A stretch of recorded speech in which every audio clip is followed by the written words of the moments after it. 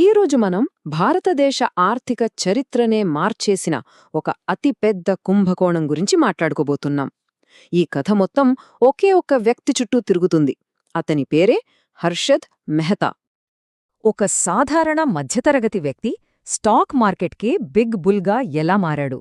ఆకాశమంత ఎత్తుకు ఎదిగి అంతే వేగంగా అదే మార్కెట్ సుడిగుండంలో ఎలా కూలిపోయాడు? ఈ నాటకీయమైన ప్రయాణాన్ని మనమిప్పుడు విశ్లేషిద్దాం. చూడండి, కేవలం 10 ఏళ్లలో అతని ప్రయాణం ఎంతలా మారిపోయిందో.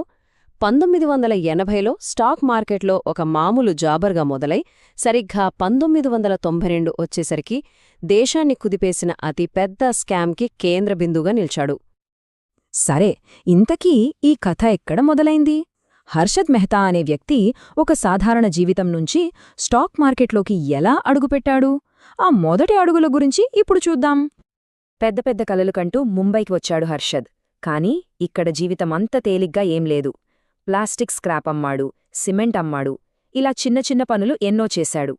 చివరికి స్టాక్ మార్కెట్లోకి అడుగుపెడితే ఏమైందో తెలుసా? మొదటి రోజే 2000 రూపాయలు నష్టపోయాడు. అయినా సరే అతను వెనక్కి తగ్గలేదు. బహుశా ఆ పట్టుదలే అతని తర్వాతి విజయాలకు పునాది వేసిందేమో. సరే, మార్కెట్లో అందరికంటే ముందుండటానికి అతను వాడిన మొదటి టెక్నికేంటో తెలుసా? Insider trading. అంటే పబ్లిక్కి తెలియని కంపెనీల రహస్య సమాచారాన్ని ముందుగానే తెలుసుకుని దాన్ని బట్టి ట్రేడింగ్ చేయడమన్నమాట. దీనికోసం అతను ఏకంగా కంపెనీల లేబర్ యూనియన్ లీడర్లతోనే సంబంధాలు పెట్టుకున్నాడు. ఇక్కడ విచిత్రమైన విషయమేంటంటే ఆ రోజుల్లో ఇది లీగల్. ఇక అతని రెండో అస్త్రం పంప్ అండ్ డంప్. ఇది చాలా సింపుల్. ఎవరూ పట్టించుకోని ఒక చిన్న కంపెనీ షేర్లను తనే భారీగా కొనేస్తాడు. దాంతో మార్కెట్లో ఆ షేర్లకు కొరత ఏర్పడి ధర పెరగడం మొదలవుతుంది. అదే టైంలో ఆ షేర్ గురించి గొప్పగా ప్రచారం సృష్టిస్తాడు. ఇంకేముంది, అందరూ ఆ షేర్ కొనడానికే ఎగబడతారు. ధర ఆకాశాన్నంటుతుంది. కరెక్ట్గా ఆ టైంలో తను కొన్న షేర్లన్నీ అమ్మేసి భారీ లాభాలతో బయటపడతాడు. మార్కెట్తో ఎలా ఆడుకోవాలో అతనికి తెలిసినంతగా బహుశా ఎవరికీ తెలియదేమో. అయితే ప్రతిసారీ విజయం తన్ననే వరించలేదు. 1982లో మార్కెట్ భారీగా కుప్పకూలినప్పుడు హర్షద్ దాదాపు 10 లక్షల రూపాయల నష్టపోయాడు. పరిస్థితి ఎంత దారుణంగా తయారైందంటే అప్పులు తీర్చడానికి తన భార్య నగలు కూడా తాకట్టు పెట్టాల్సొచ్చింది. కాని ఈ దెబ్బ అతన్ని ఆపలేదు. బహుశా ఆ కసి అతన్ని మరింత పైకి లేపిందేమో. ఆ పతనం నుంచి ఫీనిక్స్ పక్షులా లేచాడు హర్షద్. ఇక అక్కడ్నుంచి మొదలైంది అసలు కథ. అతని పేరు మార్మోగిపోయిన కాలం, అతనికి బిగ్ బుల్ అనే బిరుదు వచ్చిన సమయం. దాని గురించి ఇప్పుడు మాట్లాడుకుందాం. హర్షద్ మెహతా ప్రభావం ఏ స్థాయిలో ఉండేదో చెప్పటానికి ఈ నంబర్లు చాలు. 1990లో కేవలం 800 పాయింట్ల దగ్గర ఉన్న సెన్సెక్స్ 2 ఏళ్లు తిరిగేసరికి ఏకంగా 4500 పాయింట్లకు దూసుకెళ్లింది. ఇది మామూలు విషయం కాదు. ఇండియన్ స్టాక్ మార్కెట్ చరిత్రలోనే అదొక అద్భుతం. 460% ప్లస్ అంటే మార్కెట్ దాదాపు 5 రెట్లు పెరిగిందన్నమాట కేవలం 2 ఏళ్లలో. ఆ టైంలో హర్షద్ మెహతా పేరు ఒక మ్యాజిక్. అతను ఏ షేర్ కొంటే అందరూ అదే షేర్ కొనేవాళ్లు. దేశంలో ప్రతి ఒక్కరినీ స్టాక్ మార్కెట్ వైపు తిప్పి చూసేలా చేశాడతను. ఇక అతని లైఫ్ స్టైల్ గురించి చెప్పాలంటే అదొక రేంజ్. ముంబైలో సముద్రం కనిపించేలా 15,000 చదరపు అడుగుల పెంట్ హౌస్. అప్పట్లో ఇండియాలోనే మొట్టమొదటి లెక్సస్ కారు అతనిదే. ఇలా 1 కాదు 2 కాదు, ఏకంగా 29 లగ్జరీ కార్లు. ప్రముఖ బిజినెస్ మ్యాగజిన్ల కవర్ పేజీల మీద అతని ఫోటోలే. అతను కేవలం ఒక స్టాక్ బ్రోకర్ కాదు, ఒక celebrity, the big bull of Dalal street. అయితే మార్కెట్ని ఇలా శాసించడానికి అతనికి 1000 కోట్లు అవసరం కదా. ఆ డబ్బు ఎక్కడ్నుంచొచ్చింది? ఇక్కడే మనం అసలు స్కామ్ లోతుల్లోకి వెళ్లబోతున్నాం. ఈ స్కామ్ అర్థం కావాలంటే ముందు మనం మనీ మార్కెట్ గురించి తెలుసుకోవాలి. ఇది చాలా సింపుల్. ఒక బ్యాంకు దగ్గర డబ్బు ఎక్కువగా ఉన్నప్పుడు తక్కువగా ఉన్న మరో బ్యాంకుకి కొన్ని రోజుల పాటు అప్పు ఇస్తుంది.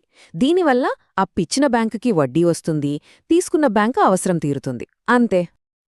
ఈ లావాదేవీల్లో అత్యంత కీలకమైనది బ్యాంక్ రసీదు, షార్ట్గా bear.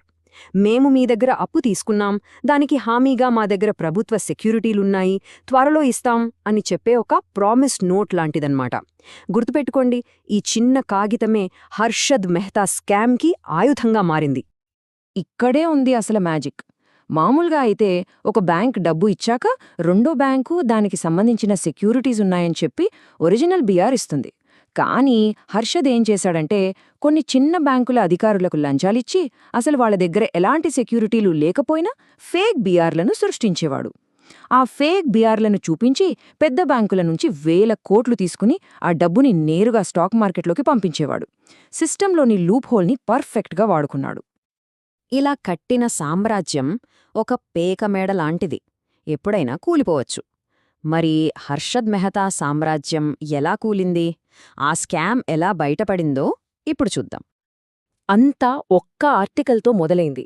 April 23, 1992 journalist Sucheta Dalal Times of ఇండియాలో ఒక సంచలన కథనాన్ని రాశారు. స్టేట్ బ్యాంక్ ఆఫ్ ఇండియా నుంచి ఏకంగా 500 కోట్ల రూపాయలు మాయమయ్యాయి. దీని వెనుక ఉన్నది ఎవరో కాదు, the big bull Harshad Mehta. అంతే, ఆ ఒక్క వార్తతో దేశం మొత్తం షేకైపోయింది. ఇక ఆ తరువాత జరిగిన విధ్వంసమంతా ఇంతా కాదు. సెన్సెక్స్ తలకిందులుగా పరిపోయింది. ఎంతోమంది చిన్న ఇన్వెస్టర్లు రోడ్డున పడ్డారు. వాళ్ల జీవితకాల సంపాదన మొత్తం ఆవిరైపోయింది. హర్షద్కు ఫేక్ బీఆర్లు ఇచ్చిన బ్యాంకులు మూతపడ్డాయి. ఇంక ప్రభుత్వం రంగంలోకి దిగింది. సిబిఐ, ఆర్బీఐ, ఇన్కమ్ ట్యాక్స్, ఇలా అన్ని ఏజెన్సీలు రంగంలోకి దిగాయి. చివరికి తేలిన లెక్క ప్రకారం ఈ స్కామ్ విలువ ఎంత అనుకుంటున్నారు? 4,000 కోట్ల రూపాయలు. ఆలోచించండి, 1992లో 4,000 కోట్లు అంటే అది ఊహకందని మొత్తం. దేశ ఆర్థిక వ్యవస్థ పునాదులనే కదిలించిన స్కామిది.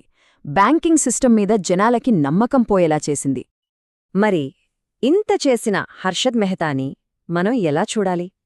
ఒక విలన్గానా లేక హీరోగానా? అతని వారసత్వం గురించి ఇప్పటికీ పెద్ద చర్చే జరుగుతుంది. 2 రకాల వాదనలున్నాయి. ఒకవైపు అతనొక స్కామ్స్టర్, ఉద్దేశపూర్వకంగా చట్టాన్ని ఉల్లంఘించాడు, సిస్టంతో ఆడుకుని వేల కోట్ల నష్టాన్ని మిగిల్చాడు అనేది ఒక వాదన. మరోవైపు అతనొక బలిపశువు అనంటారు. ఆ రోజుల్లో సిస్టంలో ఉన్న లోపాలను అతను వాడుకున్నాడంతే. అప్పట్లో చాలామంది ఇలాంటి పనులు చిన్న స్థాయిలో చేసేవాళ్లు, కానీ ఇతను పెద్ద ఎత్తున చేశాడు కాబట్టి దొరికిపోయాడు అనేది రెండో వాదన. మరి మీరేమంటారు? హర్షద్ మెహతా సిస్టంలో ఉన్న లొసుగుల్ని ప్రపంచానికి చూపించిన ఒక బ్రిలియంట్ మైండా, లేక అత్యాశ, గర్వం మనిషిని ఎంత కిందకి పడేస్తాయో చెప్పే ఒక గుణపాఠమా? ఈ ప్రశ్నకు సమాధానం బహుశా ఎవరికి వారు ఆలోచించుకోవాల్సిందే.